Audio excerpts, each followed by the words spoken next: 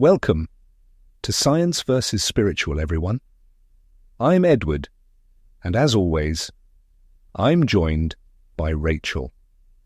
Today we're diving into one of the most mysterious figures from ancient lore, Thoth the Atlantean. Rachel, are you ready for this? Oh, absolutely. I mean, Thoth is one of those names that just keeps popping up, right? Egypt, Atlantis, even in weird places like Australia. But Edward, I gotta ask, do you think Thoth was like an immortal being? Or are we talking about some kind of ancient astronaut here?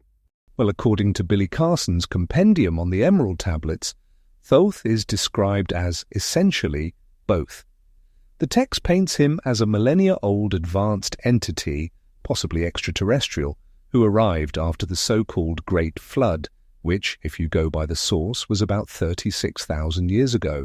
And there's this fascinating linguistic claim that the word thought actually comes from his name, Thoth. I mean, that's a bold assertion, but it's in the compendium. Wait, so the idea is that Thoth, or Thoth, or however you want to spell it, literally gave us the concept of thought? That's wild. But okay, let's talk about his arrival. The Emerald Tablets supposedly describe him landing in Egypt in a spacecraft, right? Yes, that's right. The account says Thoth gathered a crew, ascended in a great ship, so high that Earth disappeared, and then descended onto the land of Kem, which is ancient Egypt. The compendium frames this as the deliberate restart of civilization after the flood. It's a massive departure from what you'd find in a standard history book, but that's the narrative. And it's not just about landing either. The story goes that he and his crew were attacked by local barbarians, and instead of, vaporizing them, Thoth used some kind of vibration ray to stun them non-lethally. Then he picked them up, told them, "Hey, we're not gods, we're just here to help," and offered to teach them language and technology. That's a pretty different take on first contact, if you ask me. It really is. And, I actually visited the Great Pyramid a few years ago, and there's still so much debate about what's beneath it. The compendium claims there are rejuvenation chambers, maybe a mile deep. That could be the legendary halls of Amenti. I remember standing there just thinking about all the hidden chambers people speculate about. It's one of those places where you feel the weight of all these mysteries pressing in on you. I love that. And honestly, the idea that Thoth's arrival marked the birth of civilization in Egypt, it just makes you wonder how much of our history is still buried, literally and metaphorically.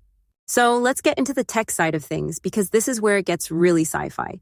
The compendium says Thoth could materialize objects from pure thought or from light and sound, cymatics, right?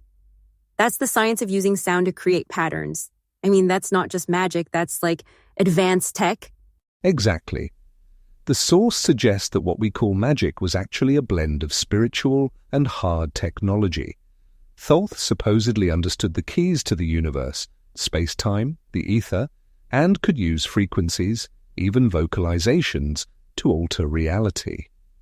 The Emerald Tablets are said to contain these names or frequencies that, if spoken, could shift your reality tunnel, as the compendium puts it. It's a fascinating link to modern ideas about energy and frequency, even Tesla's work. And then there's the whole consciousness transfer thing. Thoth is said to have developed avatar bodies, so he could basically move his consciousness from one body to another, while his original body was kept in a rejuvenation chamber in the halls of Amenti. I mean, that's almost like the 2045 project, where scientists are trying to upload consciousness into computers. We're kind of catching up, in a weird way.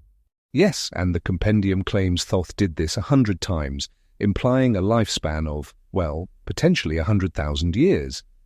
Ancient Egyptian records supposedly document his rule for 14,000 years. It's staggering, and the rejuvenation tech, there's a parallel drawn to modern science like telomere research at Harvard, where they're trying to extend lifespan in mice. The idea is that our own aging might be the result of ancient genetic intervention, not just natural evolution. That part really gets me. Like, the compendium says our chromosome number 2 was fused and capped to limit our lifespan to about 120 years. And now, scientists are looking at telomeres as the key to longevity. It's almost like we're rediscovering what these ancient texts were talking about. I mean, I'm not saying I buy all of it, but the parallels are hard to ignore.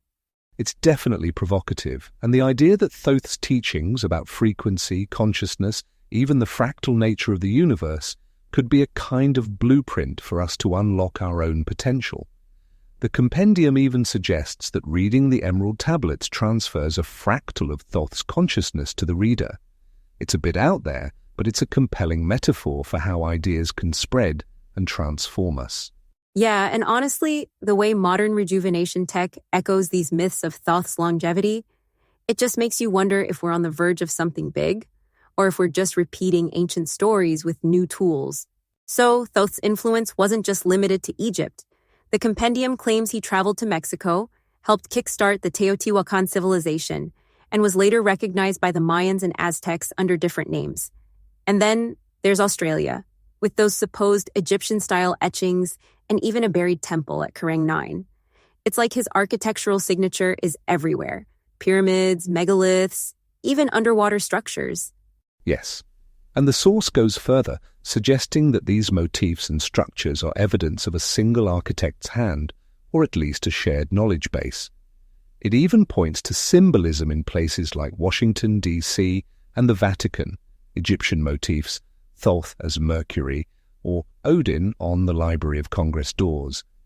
The implication is that powerful institutions know about this legacy and preserve it, or maybe even suppress it, through symbolism and architecture. And while the rest of us are, busy with work and bills, this deeper knowledge just stays hidden in plain sight. It's a little frustrating, honestly. If this wisdom is so empowering, why isn't it common knowledge? Why keep it secret? That's the big question, isn't it? The compendium suggests it's about control, keeping people distracted so the real power stays with the elites. It even reinterprets stories like the Tower of Babel, saying the original Sumerian version was about humans advancing too quickly, so the gods, or in this case, advanced beings, deliberately scattered and divided us. It's a narrative about unity being suppressed. But then, if we actually understood these mysteries, if we embrace the idea of inner divinity and unity, could that lead to a spiritual awakening? Or would it just open up a whole new set of questions? I mean, sometimes I think the more we learn, the more complicated it all gets. I agree. It's a double-edged sword. On one hand, this knowledge could be a catalyst for unity and progress. On the other, it might just deepen the mystery. But perhaps that's the point. Maybe the journey of seeking is as important as the answers themselves. Yeah, and honestly, I think that's a good place to leave it for today. There's so much more to explore. Ancient wisdom, lost technology, and how it all connects to our future. Edward, thanks for going down this rabbit hole with me. Thank you, Rachel. And thanks to everyone listening. If your mind is spinning, you're not alone. We'll be back next time to dig even deeper into the mysteries where science and spirituality collide. Until then, take care, Rachel. You too, Edward. Bye, everyone.